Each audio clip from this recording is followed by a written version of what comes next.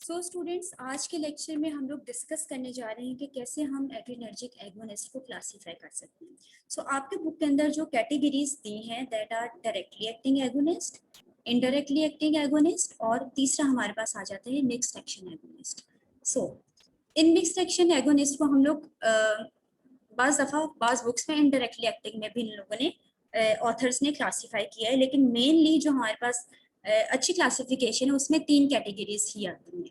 सो directly acting agonist की अगर बात करें तो ये वो एगोनिस्ट हैं या ये वो ड्रग्स हैं जो डायरेक्टली आपके अल्फा और बीटा रिसेप्टर्स के साथ जाके बाइंड करती हैं, उन्हें स्टिमुलेट करती हैं और अपना एक्शन एक्सर्ट करती हैं। आप लोगों को ऑलरेडी पता है कि आपके पास 2 तरह के एड्रिनर्जिक रिसेप्टर्स हैं, alpha receptors and the beta receptors. So ये ड्रग्स दोनों रिसेप्टर्स के साथ जाके बाइंड करेंगी, किसी के भी साथ डायरेक्टली जाके बाइंड करेंगे और इसे एक्टिव कर देंगे। सो डायरेक्ट इंटरेक्शन है between the receptor and the drug. Examples क्या है इसमें? एपिनेफ्रिन आ जाता है, नोरेपिनेफ्रिन आ जाता है, आइसोप्रोटीनोल, फिनाइलेफ्रिन। सो ये हमारे पास एग्जांपल्स आ गए। देन हम आ जाते हैं इनडायरेक्टली एक्टिंग एगोनिस्ट की तरफ।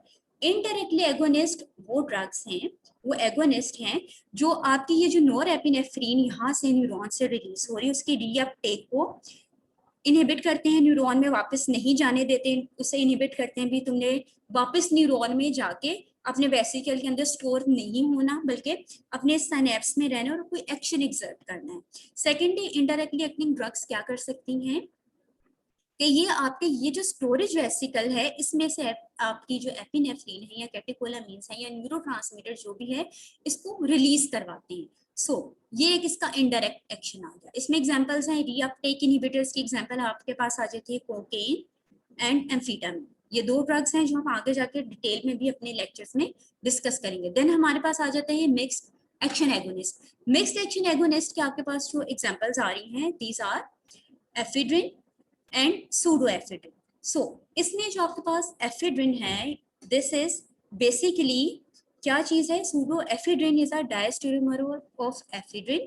ये आपको डेफिनेशन डेफिनेटली आप लोगों ने पढ़ी है पहले भी अपने मेडिकल के लेक्चर्स में कि जो डायस्टीरियोमर्स हैं वो बेसिकली आपके नॉन मिरर इमेजेस हैं, नॉन आइडेंटिकल स्टीरियो आइसोमर्स हैं। सो ये है आपके पास मिक्स्ड एक्शन एगोनिस्ट जिनका नाम है एफिड्रिन एंड द सूडोएफिड्रिन। अब मिक्स्ड एक्शन एगोनिस्ट क्या करते हैं? एक तो डायरेक्टली आपके रिसेप्टर के साथ जाके बाइंड कर देते हैं, दूसरा आपकी जो एपिनेफ्रिन है उसकी रिलीज को भी इनहेंस करवाते हैं। सो ये स्ट्रक्चर हमारे पास है फिनाइलेफ्रिन का।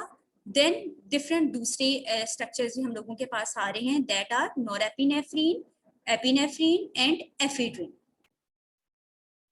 सो स्टूडेंट्स, ये जो आपके पास स्ट्रक्चर है फिनाइल एफ्रीन का, इसमें अगर आप गौर करें और इसको कंपेयर करें एपिनेफ्रीन से, तो एपिनेफ्रीन में आपको इस एन अमाइनो ग्रुप के ऊपर मिथाइल ग्रुप नजर आ रहा है और बेंजीन के ऊपर 2 हाइड्रोक्सिल ग्रुप नजर आ रहे हैं। लेकिन फिनाइल एफ्रीन में क्या है जी? ये CH3 ग्रुप तो मौजूद है लेकिन आपके इस बेंजीन के ऊपर पोजीशन नंबर 4 के ऊपर हाइड्रोक्सिल ग्रुप मौजूद नहीं है।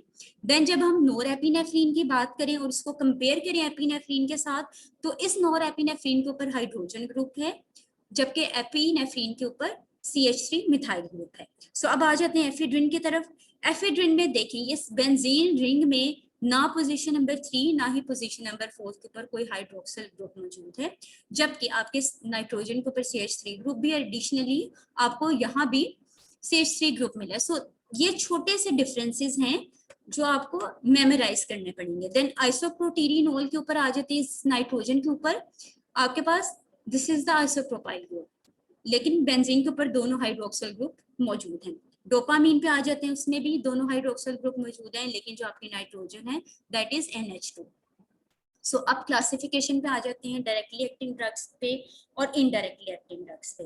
डायरेक्टली एक्टिंग ड्रग्स को आप फर्दर 2 तरह से क्लासिफाई करते हैं, 2 सब कैटेगरीज में लेके जाते हैं, natural compounds and the synthetic compounds.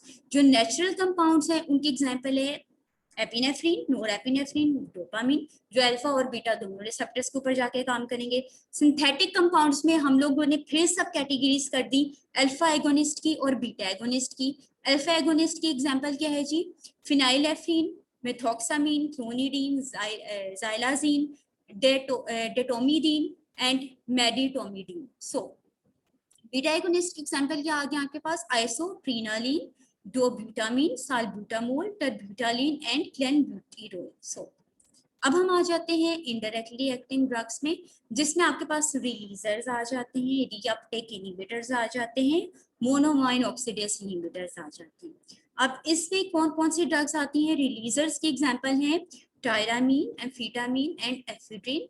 Reuptake inhibitors के एग्जांपल्स क्या हैं, कोकेन, ट्राइफ्लेनामीन, then we have imipramine. Then monoamine oxidase inhibitors के ऊपर आ जाते हैं, इसके एग्जांपल है फेनल्जीन, आइसोकार्बोक्सासाइड एंड ट्रेनाइल सिप्रामिन। सो स्टूडेंट्स, ये आज के लेक्चर में हम लोगों ने डिस्कस की क्लासिफिकेशन कि कैसे हम अपने ये जो एड्रिनर्जिक एगोनिस्ट है इनको क्लासिफाई करते हैं on behalf of interaction with the receptors और bye their mechanism to enhance the release or inhibit the reuptake of epinephrine or the neurotransmitter.